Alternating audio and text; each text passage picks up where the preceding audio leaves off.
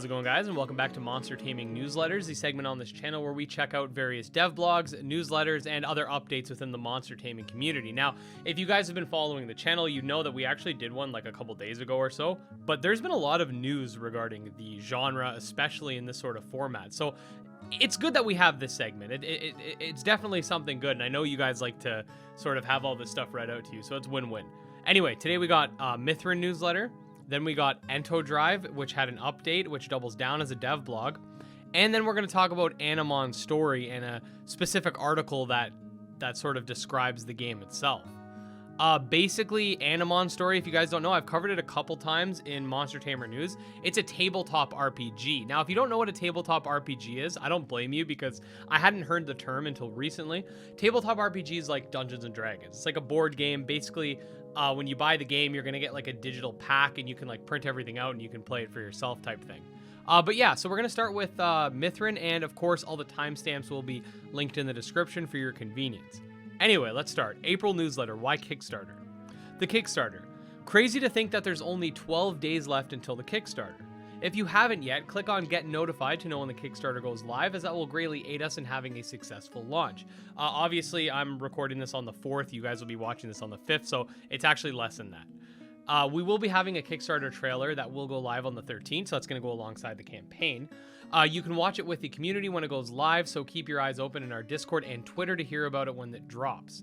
I'm assuming when they say watch it with the community, it's going to be a premiere, probably on YouTube, I'm assuming. So if you also subscribe to their YouTube channel and turn on notifications, you will get notified when that premiere goes live as well.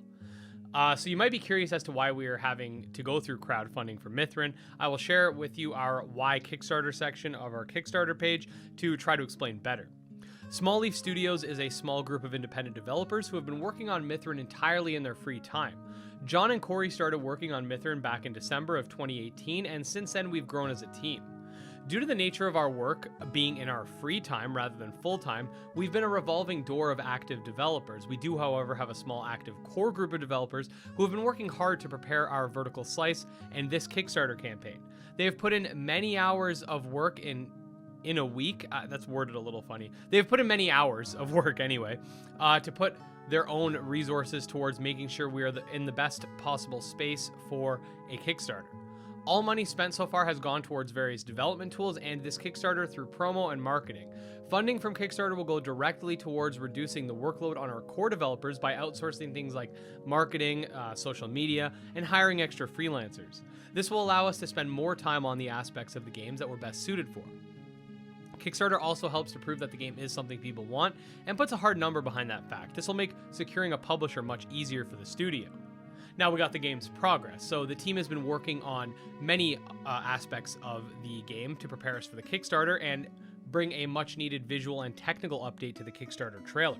Zane has been updating Tokapa, which is Zone 1, if I'm pronouncing that correctly, environment, shifting the colors to be more unique from other areas within the game. He's also updating textures and models to better fit within what's seen on the home island. And then we get a look of both right here. He's also been working on a modified slice of Tokapa for a new combat arena, which will make its proper debut in the trailer. Speaking of the trailer, he's been working tirelessly on Kickstarter and finishing up the rough trailer earlier into this month. All of us on the team can't wait to share this trailer with you, as everyone has been working hard on it. John's updated our combat system to load much faster than before. This has added the benefit of consistent lighting between the combat arenas and the overworld that they are based off of. He's also been updating animations for Kea and making 2 entirely new animations for her. So here we can see obviously a sliding animation. There's some, it looks like to the right there's something kind of hiding behind the tree. Micah had been helping Zane solidify the pacing for the trailer and its contents. He also added in the Mythren section on the website, which if you haven't gotten a look at, contains longer descriptions for each Mythren that we couldn't otherwise fit into a single tweet. These will be constituted to be updated with each new Mythren, along with old Mythren getting updated descriptions to fit the longer format they hold. Okay, so on that note, I am planning on doing a every Mythren explained video at some point during the Mythren campaign. So I'll be utilizing those descriptions. Basically, like if you guys have seen my every Temtem explained video, every Coromon explained, I basically it's basically like a video Pokedex kind of thing, or in this case, a Mythren Dex or whatever they decide to call the their version of the Pokedex. Mejonaut has been focusing on polishing music that will be featured in the trailer to ensure everything sounds great for the trailer. Drake has been working hard on a combat-focused promo art for the Kickstarter campaign, as well as finishing up all the Mythren designs we plan on showing by the Kickstarter, those being Deathstep and Saigai. Also, has been working on developing what the move kits for multiple Mythren will look like in their playstyles. Javen has been working on fleshing out the many cultures you will meet in Morai, along with the further fleshing out of cultures found in Morai and furthering the narrative development for each month inside of Mythren. This helps ensure that our narrative themes stay consistent throughout the game. Aiden is currently working on a new camera feature to use as a dev tool for allowing more custom shots for the trailer. Also, he has finished up the core of the movement system for Kea and will be squashing any bugs that are discovered as we test levels and rework platforming sections to accommodate the new system. On Twitter, we shared the lovable pyromaniac, Furlit. Get it? Because it's like a ferret and it's lit. I guess it's Fairlit? Fairlit's probably the way you pronounce that. We held our first community challenge, which was to make your own Ratipus Chroma. The dev team voted on their favorites afterwards, and the Chroma made by the Beanix won the vote. Yeah, this is a really nice Chroma form, definitely. Now it's your turn to vote for Chroma to make it in the game. Exact details on how it'll be handled will be in the Discord, so you guys definitely go join their Discord for all that fun stuff. We will be having a second newsletter coming this month covering how the Wild Isles function within Mythren and what to expect to see and do on your visits on the mysterious islands down south of Kochant and the home island. Zane, Drake, and John will be joining Gym Leader Ed once again on his podcast. If you have any questions you want to ask us, I suggest joining his Discord and posting the questions in hashtag question. So those are already done as of the time of recording this. I've already sent them all the questions already. So that part of it's done. But still come join the Discord because we do that for all the podcasts.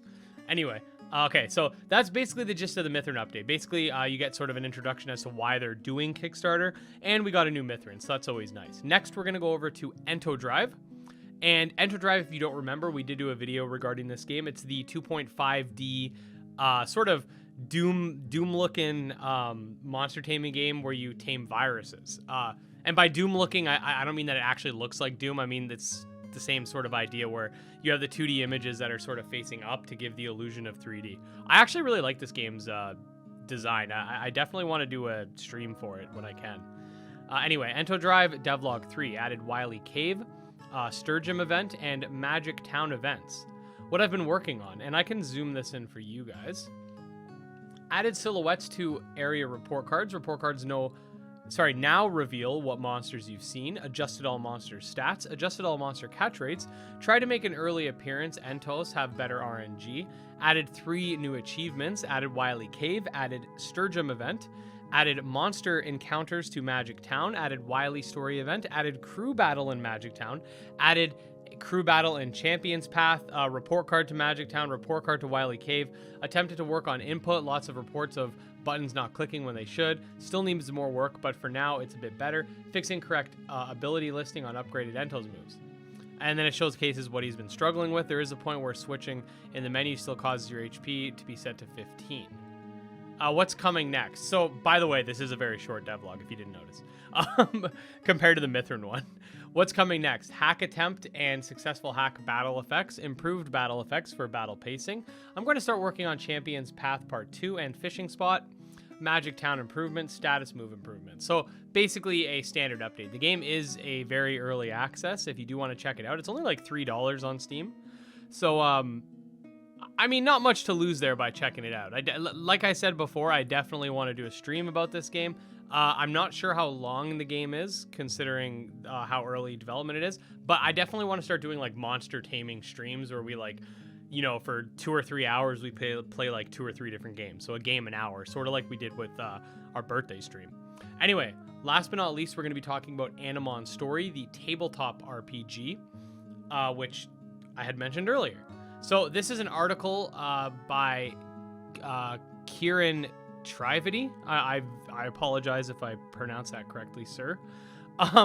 Basically talking about what's up with the game. And the developer or the creator of Animon Story actually told me about this, and so here we are.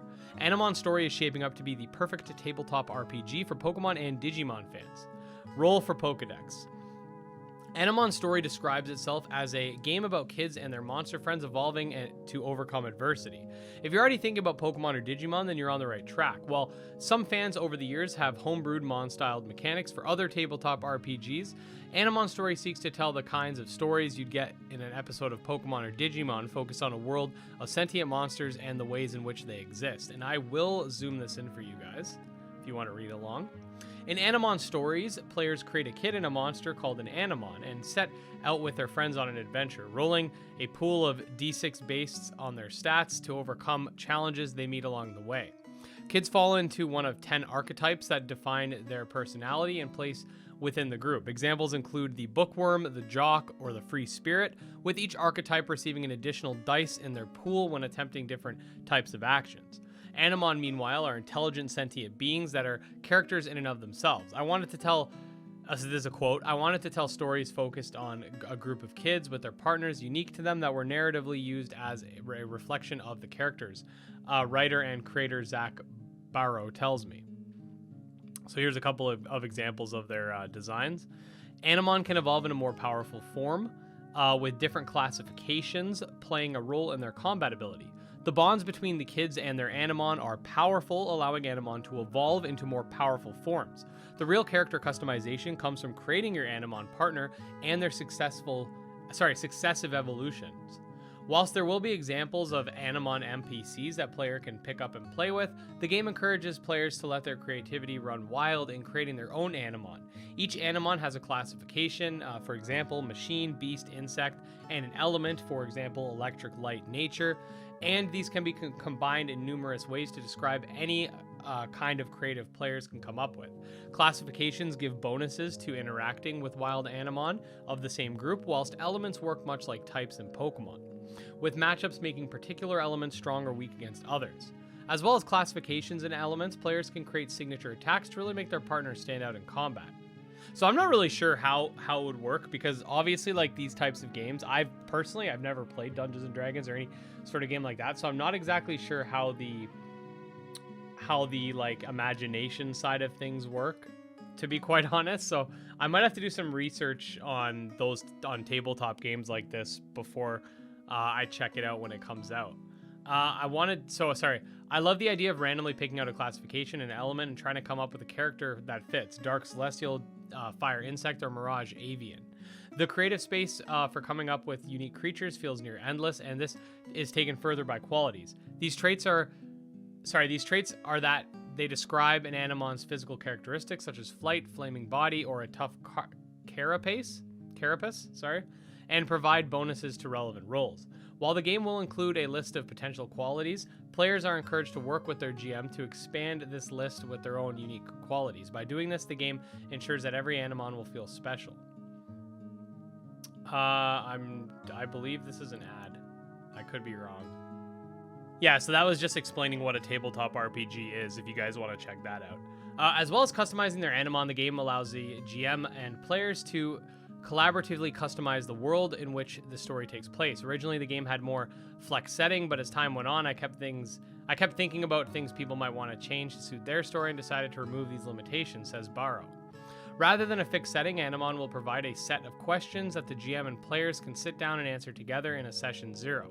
This includes questions like where do Animon originate from and how commonplace are Animon in this world. Barrow reveals one example during playtesting took inspiration from Yu-Gi-Oh!, where the players decided that Animon in their world were linked to in-game trading cards.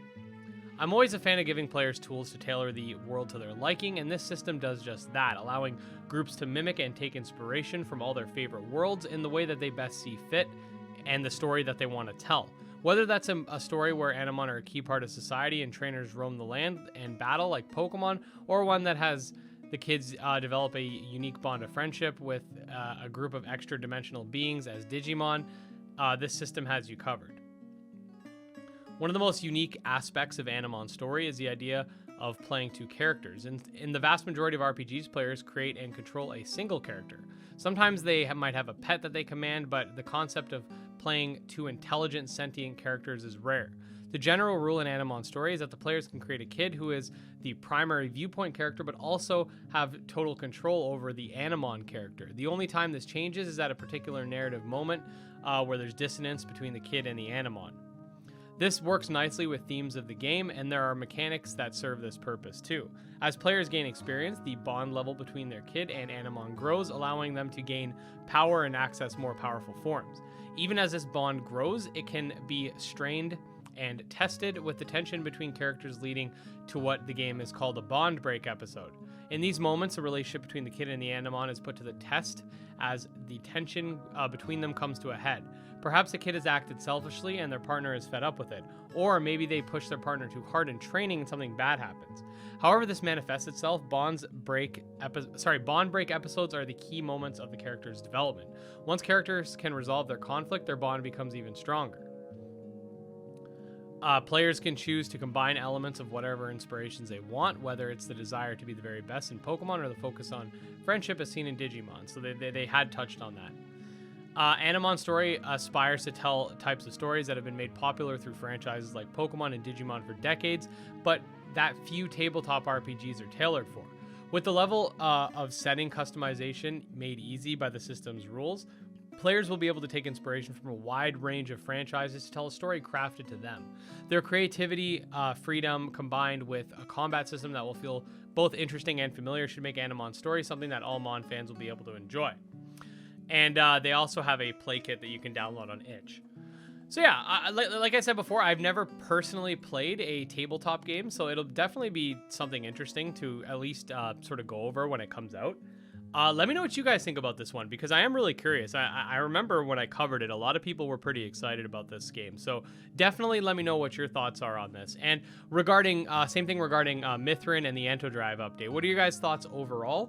Anything you're particularly excited for, or not excited for, or like you know, what's going on in your heads? Definitely let me know in the comments.